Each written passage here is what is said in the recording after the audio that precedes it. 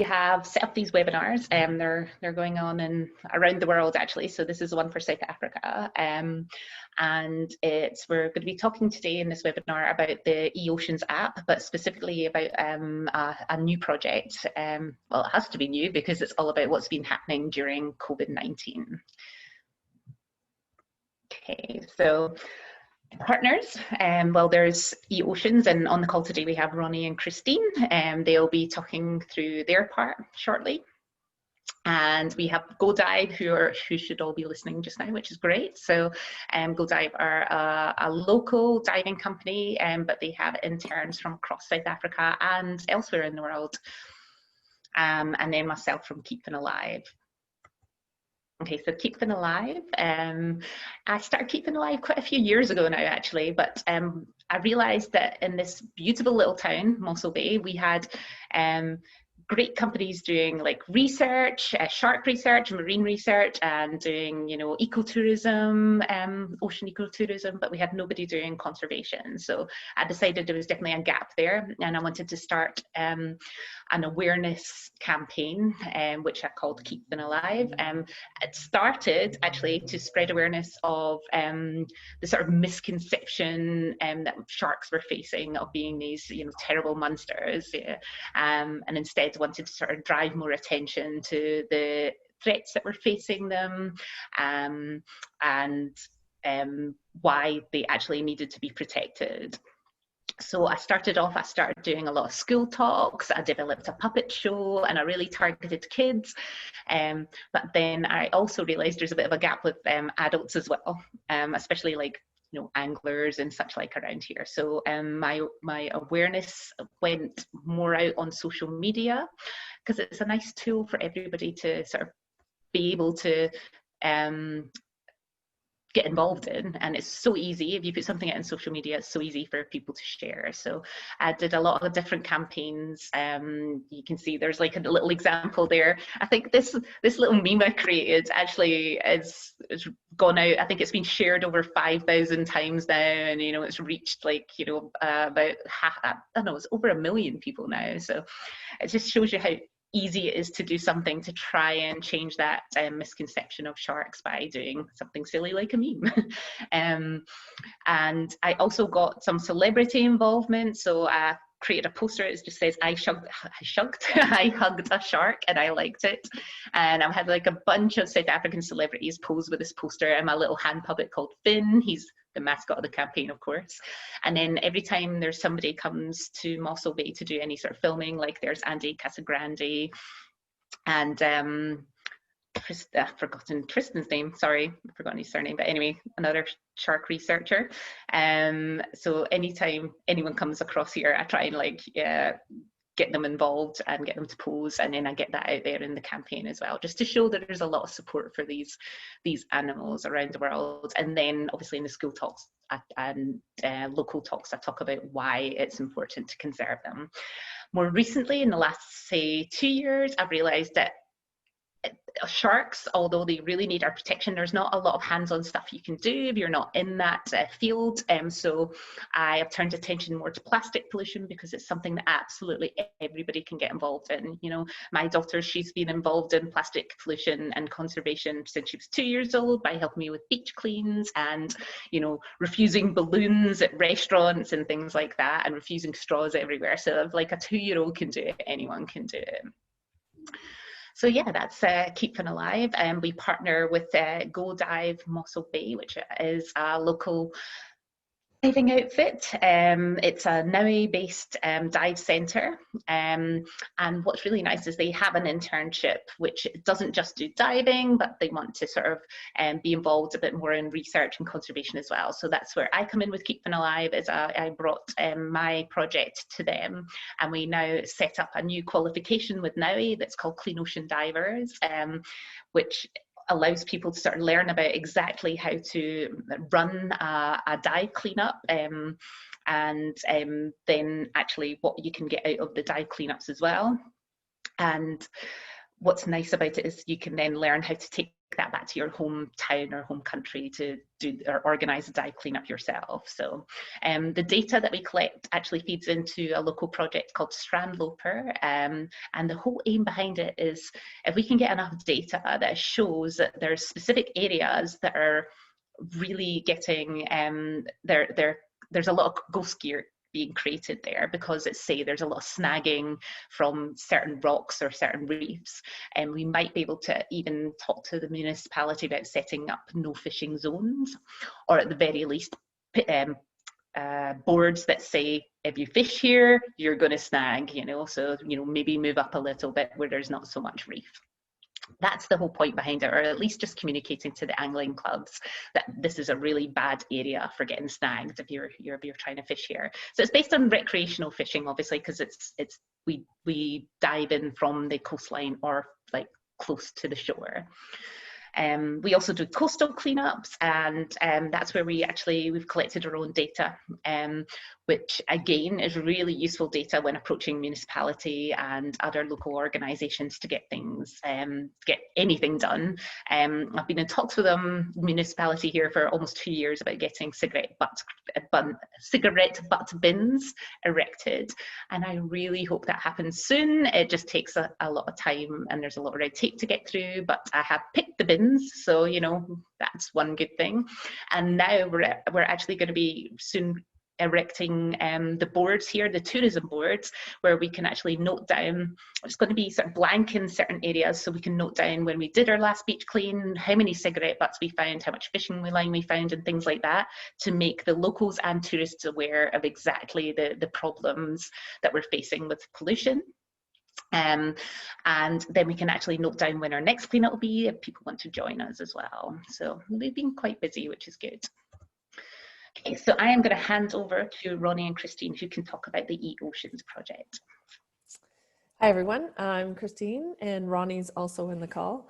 I'm Christine. I'm the founder of EOceans, and EOceans is a science and app-based project or team based in Atlantic Canada. So we are not only developing the app, but we also do projects. So including the Our Ocean and COVID-19 project. So this is our first one using the tool, the EOceans app.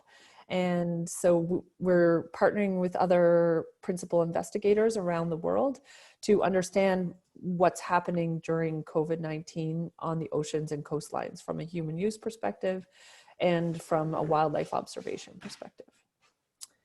Next slide. Forgetting my part. EOceans has a mission of radically more exciting and valuable oceans by making more collaborative discoveries. And so by doing that, to do that, we're building an app we've built an app to get real-time data from ocean explorers, scientists, citizen scientists, people that make their livelihoods at sea, and to analyze and process that in real time. And if you think about it, each observation that you make, even if you're out there for a minute or a second, or if you're out there for hours on end, every observation you make is this tiny piece of the puzzle. And the oceans are dynamic and highly variable. So when we collect all those pieces of the puzzle and we can put them together through space and time, then we can get a better picture of what's happening locally, regionally, nationally, and globally. And I'll let you talk about how this ties into the Our Ocean and COVID-19 project. So yeah, the EOceans is a nice simple app actually that you should all download. But it's what's great about the app for us in South Africa, if like we're doing anything around the coastline, so whenever we're getting on the boat, so if we're doing the dives, like even just like normal dives, not necessarily dive cleanups, or if we're walking on the coast to do our coastal cleans, anything like that. We can run a transect, or we can put in single observations about what we're seeing there. So not just, the marine sightings, but actually, the people, what's happening with the people, if there's people fishing there or anything like that. And what's really great about it is we can put our what we're not seeing. If we're not seeing anything, it's a really good thing that we can also log in there. So what's really good about this project is being able to see if anything has actually been happening during COVID-19.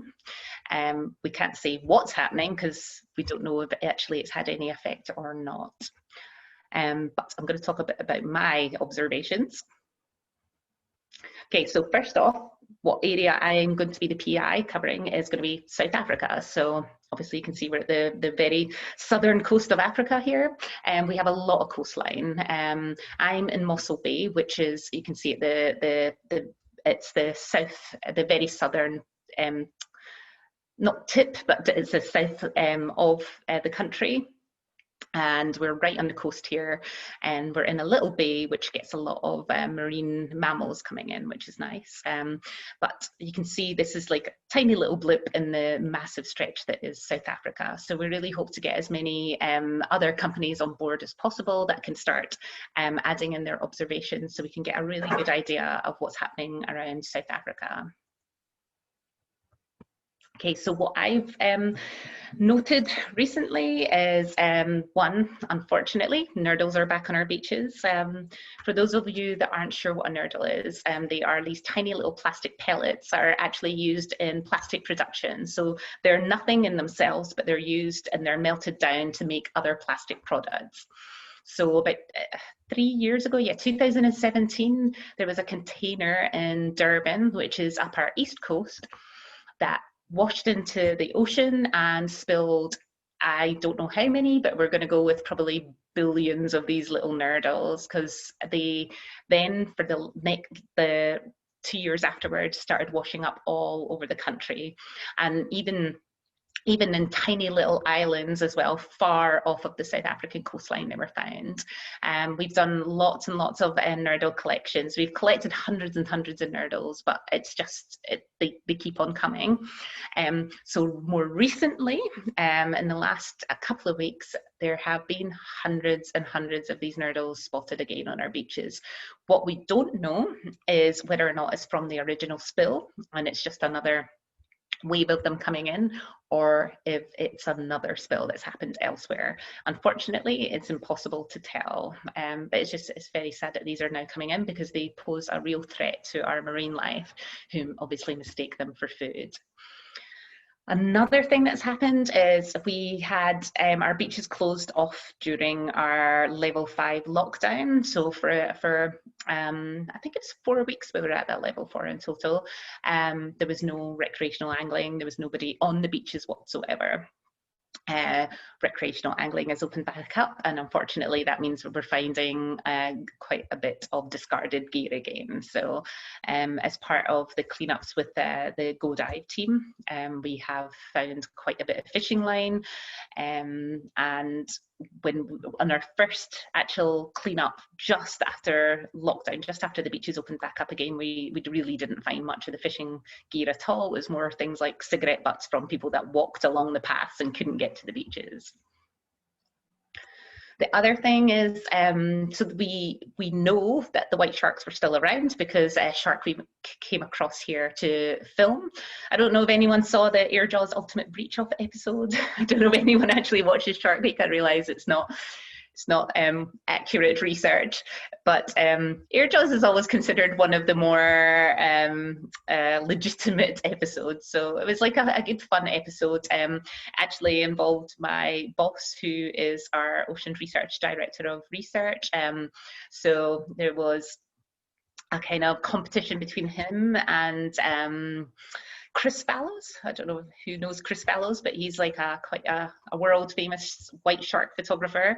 And then Alison Towner, who is another South African shark researcher. So they were all like pitted up against each other to see who could produce the ultimate Airjaws, which is sharks breaching out of the water. So the photo that you can see here is actually my own photo. Very proud of this one, you know. So we went out on a breaching trip, and this is the photograph I managed to capture. So yeah, it got into the local paper, so there you go. But what was really nice about this is there was obviously there was, during the lockdown, of recreational fishing and things couldn't happen even by boat, and even for research there was nobody allowed on the water, but there was a permit given for this film shoot. Obviously it's good for the country to sort of start making money again, so they allowed the Shark Week film shoot to go ahead, and what we got out of that is data on whether or not the white sharks were still around, and we discovered that actually they were around in big numbers. However, orcas were spotted back in Mossel Bay last week, and you might know from other news reports that orca spottings usually come with the white sharks, white shark disappearances. So we haven't unfortunately been able to get back out to see if they're still around, but hopefully soon, and I really hope it's not affected their behaviour. Okay, so what else we've been spotting? So luckily we have a couple of local drone filmers, just like doing it as a hobby, but this Bernardino Marquez, he sends me some of his sightings, which is great. So he's been spotting quite a lot of the whales, which is very nice, and there's even a brindle whale that he spotted the other day, which you can see in the photo. And he probably sends me things like about twice a week, so we know that the whales are coming in. We've seen it from shore ourselves, which is really nice to see. However, there is the marine, I've forgotten the name of the outfit in Durban, but they're like they're the research team who monitor the whales, marine mammal monitoring, I can't remember, sorry, but they have actually seen that there are less sightings at the moment than there have been in previous years. So, which is, for us, we're seeing quite a bit here, but we're not noting down the data. It's not a proper research project, so it looks like we're getting a lot, but actually they're observing lower numbers than previous years. So I'm not sure what's affecting that. Personally, what I did observe, and what has been observed elsewhere around our coastline, is that there are far more seabird sightings, especially of like the nesting birds, like the endangered African oyster catcher. I saw those in high numbers during lockdown when the beaches were closed, because the paths that we can walk around locally look down onto the beaches. So I would take my zoom camera, and I've got a lot of the African oyster catcher pictures. I think the most I counted in one walk in about a kilometre stretch was 25. And that's a lot. I've never seen them in such high numbers before. But now that the beaches have opened back up, what I have seen is, unfortunately, their numbers are far lower again. We did our coastal clean yesterday, it took us about an hour, and we did not spot one African oyster catcher on the rocks where we'd seen them a lot previously. It's not official data, of course. It's not quantified, but this is my personal observation and observation of other people as well. So yeah, this what will be nice is to obviously be able to note down our observations with the EOceans app, and see actually what has been happening and what's still going on during COVID-19. And there's going to be a little video that will sort of tell you a bit more about the app. First off, though, I want to talk through how there is a lot going on with this project. It's happening all over the world. You can see this is all the hotspot areas and where the app's being used, and where the project's happening all over the world, as you can see, which is great. Obviously, the more places that observations can happen around the world, the better. But you can see here, Africa is on the map, and South Africa is noted already. And another partner of ours, Nakia in Mozambique, is also a PI for her area, and it'll be really nice to see globally what's happening within this app regarding the observations. We also have Lionel, who's from Cameroon. He's on the call with us here too. Oh, thank you for joining, Lionel. Yeah, it'll be really interesting to see what's happening up in Cameroon too. Yeah. Okay, so obviously this application, the EOceans app, like I say, really simple to use, and what's nice is it allows for that real-time data collection at sea or on the coastline for us as well, and you can use it offline. So what is very, very good about this app, and I know I've mentioned it before, is it doesn't just include what's actually happening, but it includes the absences as well, so what's not happening. And that's really important for any kind of research. But let me play the little explainer video.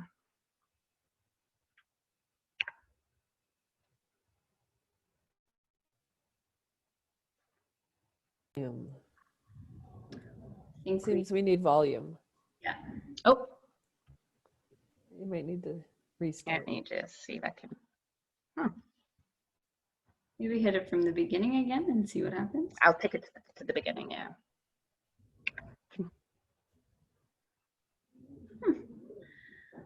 So odd. Can you hear it, Esther? Yeah, it's loud for me. No, we don't hear it. No, we Okay. don't. Put I on wonder if it's because I've got my headphone. Should I take out my headphone? I don't know if that would make any difference, but let me just try. I wouldn't disrupt it. Oh, there it is. I don't. Very. Let me just turn it up. I don't hear it. I'm going to take it back again. Sorry. There we go. Now we know it works. Okay.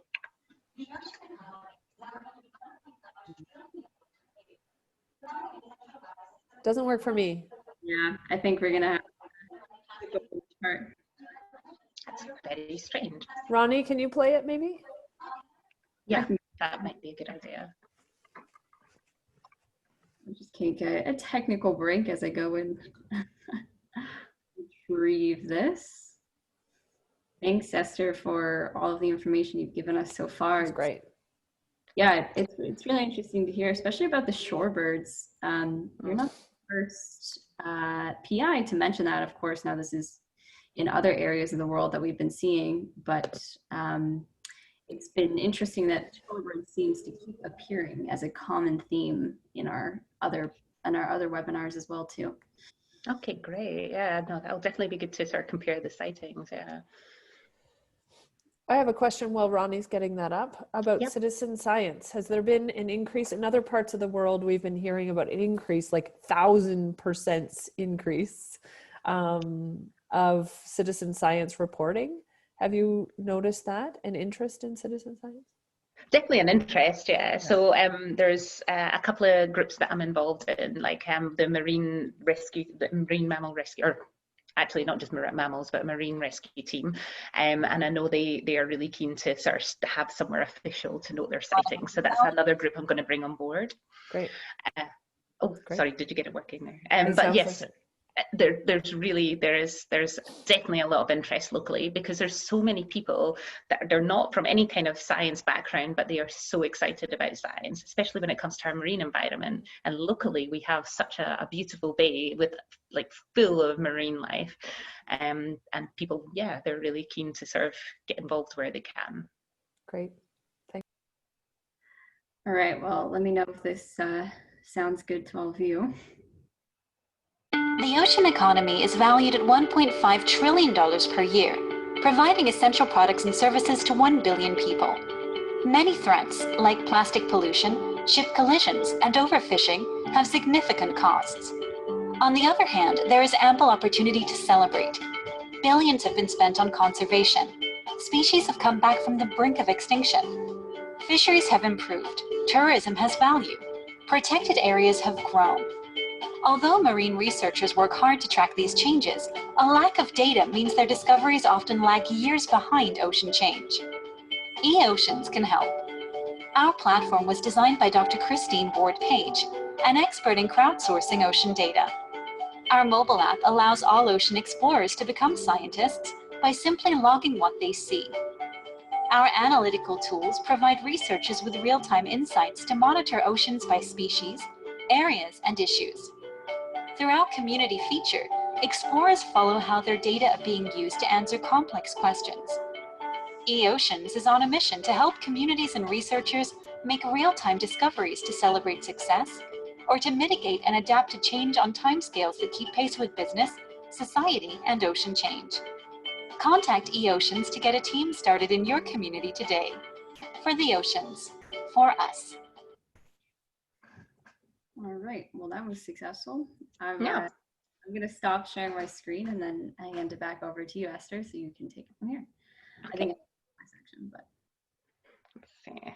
I'll share mine again.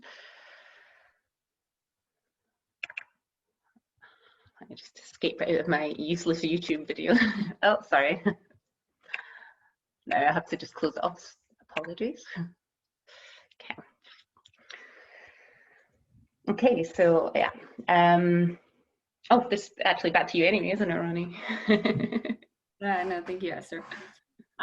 So yeah, you've kind of gotten a little bit of a taste of what the app is and how it functions. And this is really our call to action to all of you who are joining us today. As Esther described, we are hoping to have a blanket of observations across South Africa and of course across the globe. And to do so, we're asking you to download the app, track your activities, log your observations, share what you're seeing, and follow along with the project to see the progress. And we really want the app to be treated as, you know, your activity and observation tracker. So think of it as a digital log you get to have in your pocket when you are spending time out on the ocean, and it can track your time and your activity as you're out on the water or by the water, and then consequently and at the same time share to science and help us out with our project and hopefully a few others too along the way. Take the next slide. Oh, yeah. So when you open the app, the first decision you're going to have to make is whether or not you're going to take a single observation or you're going to AutoTrack, which is called our transect feature. And as you collect more observations, you're going to see a similar page to this with all of your observations logged. And the single observation is really good for when you're relaxing on the beach and you just remember how much you really want to share to citizen science and EOceans, and you get it in your mind. You're like, okay, I'll take this moment in between building sandcastles to create an observation. And then the AutoTrack function is great as if you are out on the boat for a leisure or even a research cruise, and you would like to track how long you were out on water for and what you did or did not see while you were out there. So that, as Esther has commented before, the absence of what you've seen is just as important, but it is important when we relate it to your effort. So how long you have been tracking and when you didn't or did not see something or did see something. I'm going to add one thing there is that the transect you can also use along the beach. So if you're walking along the beach or if you're doing spotting, it doesn't have to just be at sea. Yeah, great. So whenever you're doing a prolonged activity, essentially. Yeah, we did it during our coastal cleanup yesterday from the start to end, which is a great way to sort of test it out as well. Yeah. Next. Yeah, please. So after you've chosen the type of observation you are going to log, you're going to see these screens going from left to right.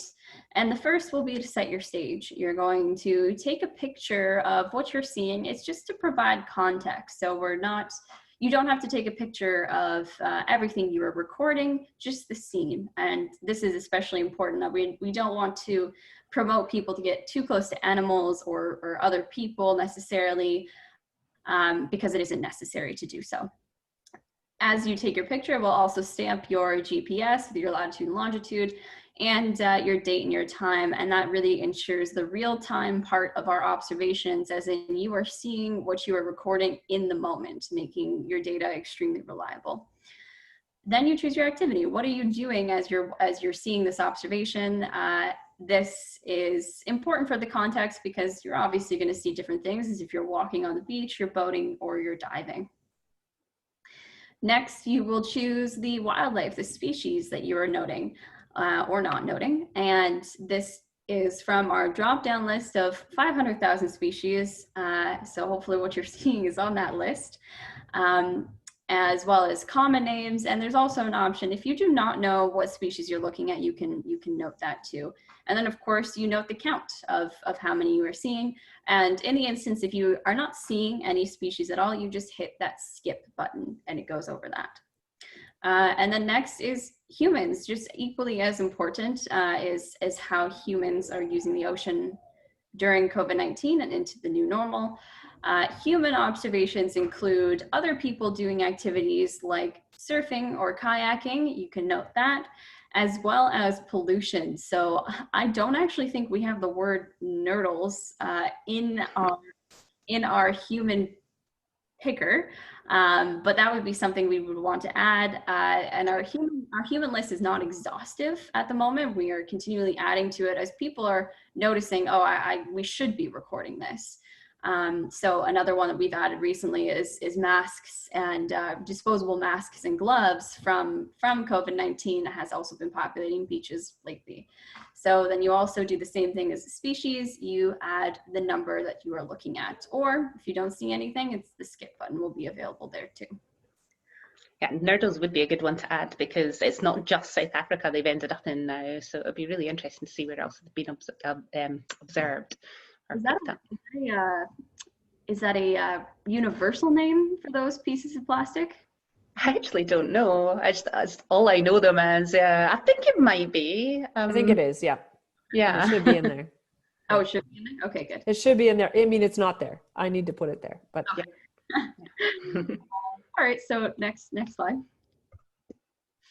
And then this is, what you'll see at the end. You've logged your observations, and here's where you can add a little bit more context to what you're seeing, especially when it comes to interaction between the human and the wildlife observations. So here you will be able to use hashtags to inform us, and that could be, you observed a whale and you also observed fishing gear, ghost gear, and then in this note you would put hashtag whale entanglement or hashtag animal entanglement as indicating that these two separate sightings are actually interacting with each other, and that'll help us create the context of what is going on in your observation.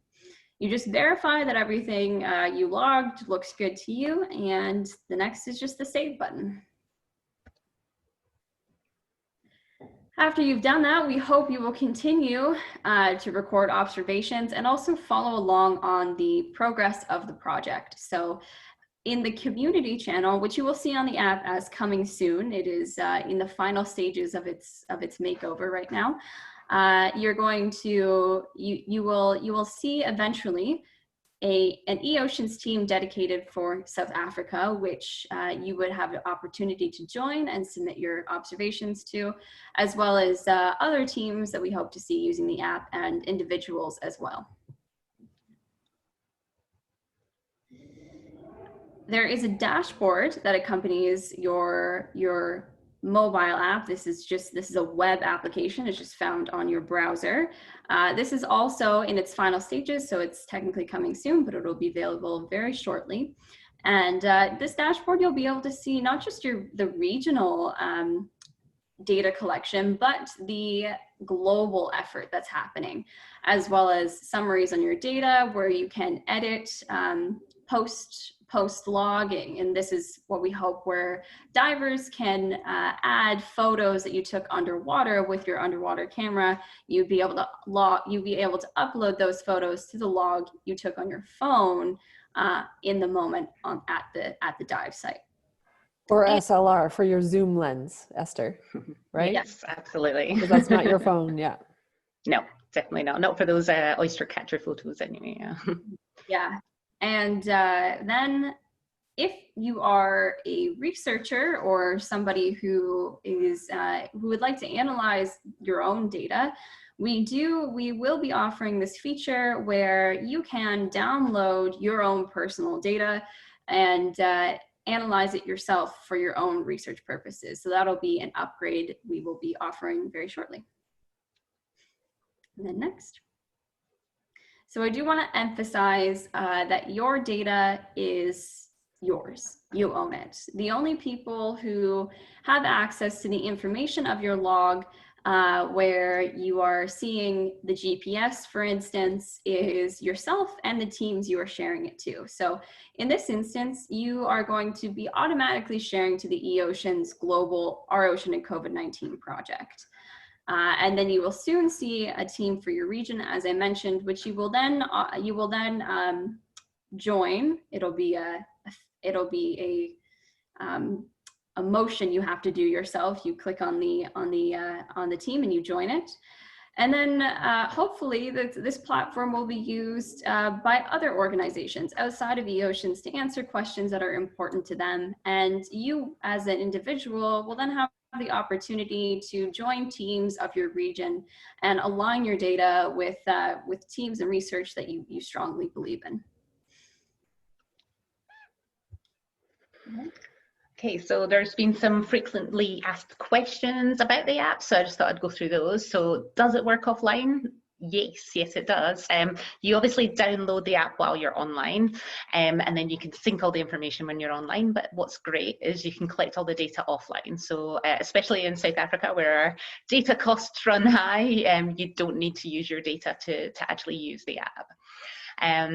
Like yesterday when I used the app, I was going to be doing my coastal clean, so I just took a picture of the actual coastline and then started my transect and made my observations all using that one photo. So you don't necessarily need to take a photo of everything you see. Like Ronnie already said, or Christine said, we just need the context on what you're actually seeing for the log. And you can record just a few or hundreds of observations, just obviously what it is that you're seeing. If no animals are seen, please don't forget to record that because it's really important data. So yeah, everybody, it'd be great to have everybody involved in spreading the word. Currently in South Africa, there are 2 partners with Go Dive Mossel Bay, who a few of them on the call today, and Keep Them Alive, which is my own project. But I'm hoping to see a lot more logos next time I do a presentation under the Ocean Partners for South Africa.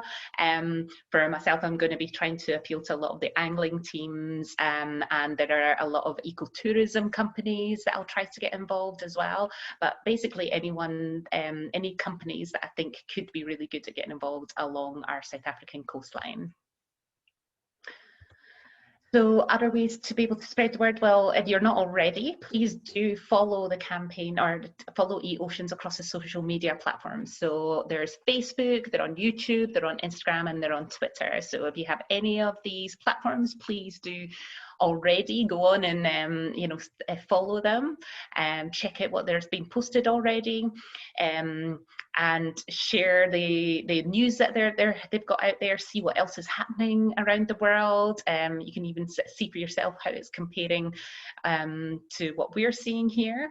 If you have anything to post, then use the hashtags that are shown here. And yeah, it'd be really good to have your observations shared already to the social media platforms, and it's good for everybody else in the world to be able to see what's going on here in South Africa. So I definitely encourage sharing what you can. But that's it, yeah. So that's from my side, covering Keeping Alive and Go Dive Mossel Bay's involvement in South Africa. And you've heard from Ronnie and Christine today. So please, if you have any questions for any of us, do fire away.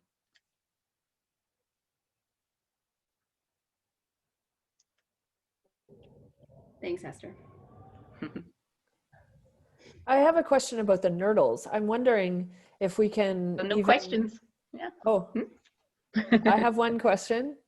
Yes. Do you hear me? Okay. Yes. Yes. About Nerdles, I'm wondering if we can start to map them. I'm getting bad feedback. Thanks. Yeah.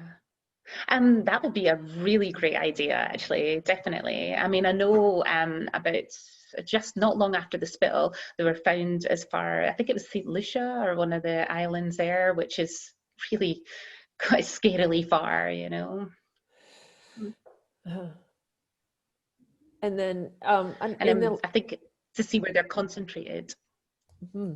And who's, like, how far they're being spread, and then how much effort is being put in to clean them up.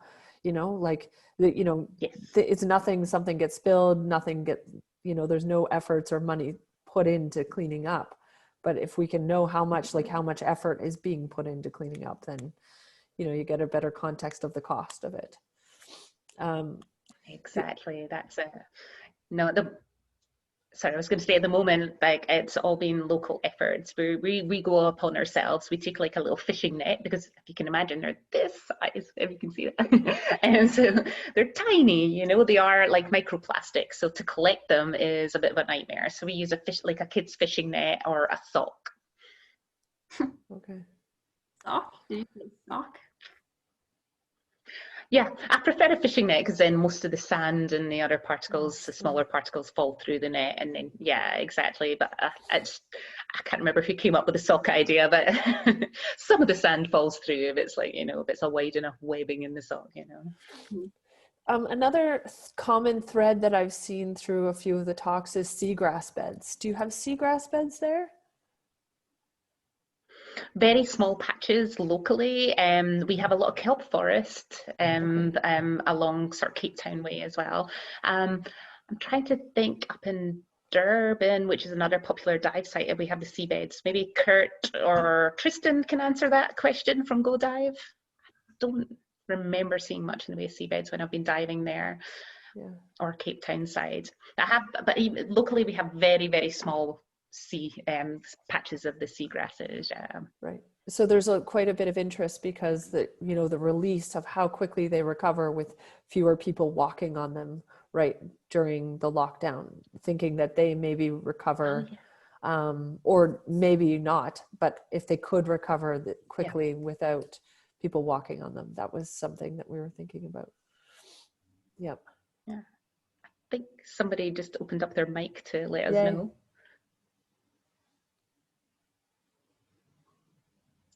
Was that you, Kurt?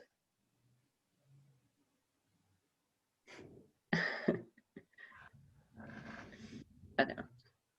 Maybe not. It's still there's anyway, something that we can think about. Something to think about, yeah. I think I'll definitely try and find out. I know that was a big project for Nikia, was the seagrasses, so she got me enthusiastic about those at one point. But as far as I know, there's only sort of small patches around here. So I will, but I'll try and find out, because I don't know the coastline in terms of seagrasses that well. Great. Oh, if we more questions. Esther, we have a question. Yes. Oh, Jesus.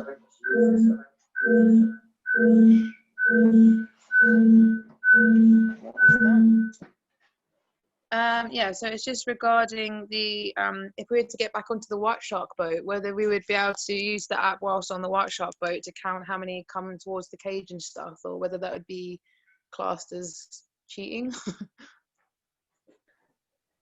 I don't see how it would be classed as cheating at all. No, I think that's really good data. We can see how many white sharks are coming to visit the ecotourism boat, definitely. So I think it's worth you having that running when you're there.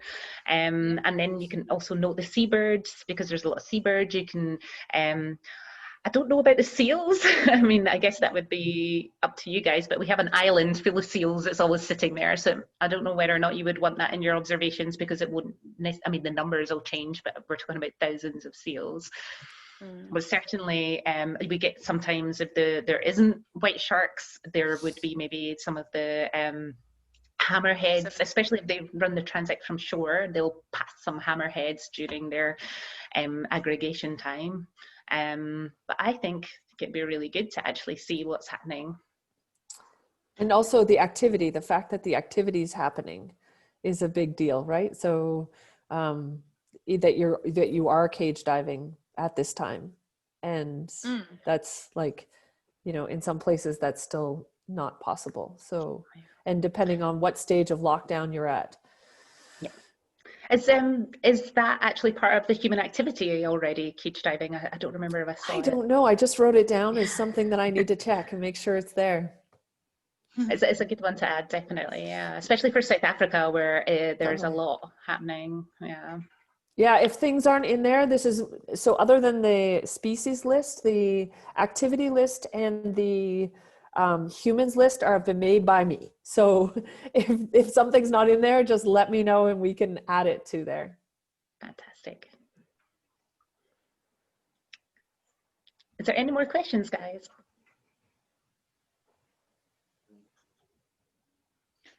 All good. Great to have you. Oh, yes. I was just going to say, great to have you, Lionel. Yes, thank you. Awesome. Well, thanks everybody for coming and joining our conversation today. There is one more slide, Esther, if you want to just click there briefly. If anybody would like to follow up with any questions or comments, we would be happy to answer any of that. There's actually supposed to be, there's a really tiny R in front of my, email there. I just didn't blow up the way I wanted it to. And yes, as Christy mentioned, you know, we're building a little bit of the features as we go along, and especially you know, if an organization like GoDive would be interested in recording your own observations, this is something we would love to build with you together and receive your feedback on as much as possible as we kind of go forward with this project and as EOceans as a platform itself.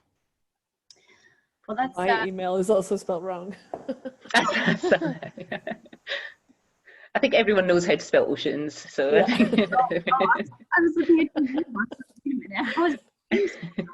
yeah, I typed that maybe a little bit too quickly. But thank you everybody for joining. Thank you especially to Esther for leading this and being so open to becoming a PI in South Africa. I'm very excited, actually. I think it's a really good way for us to start actually noting down what we're seeing more of. So I'm really hoping to get some really interesting data. Us too. It's going to be exciting to see on the